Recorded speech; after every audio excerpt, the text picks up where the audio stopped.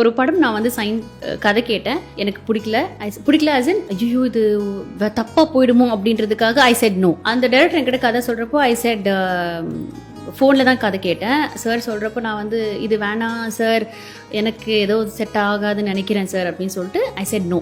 அவர் அடுத்தது போனது வந்து அந்த ஹீரோயின் வந்து ரித்திகா சிங்.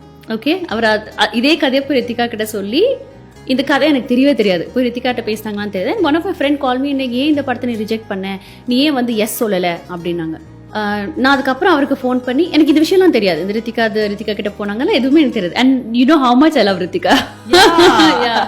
ஸோ எனக்கு இந்த அப்புறம் வந்ததுக்கப்புறம் நான் டைரக்டர் கிட்ட பேசிட்டு, சார் நான் நேரில் கதை கேட்குறேன், ஏன்னா என் ஃப்ரெண்டு சொன்னார் இது மாதிரி, why don't you listen to it, நேரில் போய் sir why don't we just meet and listen to it. நம்ம நேரில் போய் பார்த்தா கதை கேட்டேன், அப்போ டிஃப்ரெண்டாக இருந்தது எனக்கு. தென் ஐ செட் ஓகே. அப்போ அவர் என்கிட்ட என்ன சொன்னார்னா, இன்னைக்கு நான் ஒரு ஹீரோயினுக்கு செக் கொடுக்க வேண்டியது, because he wanted to cast me in that movie, பண்ண வேண்டியதாக இருந்தது.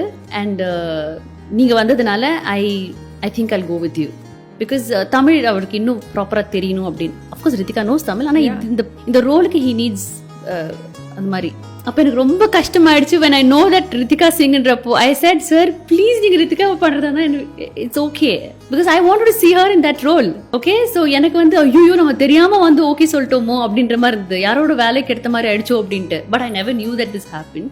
பட் ஹீ said இல்லைங்க, எனக்கு ரொம்ப படித்து தமிழ் படிக்க தெரிஞ்சவங்க எழுத தெரிஞ்சவங்க அப்படி வேணும் எனக்கு இப்போ திஸ் ரோல் அப்படின்றனால. Then I said okay, and I did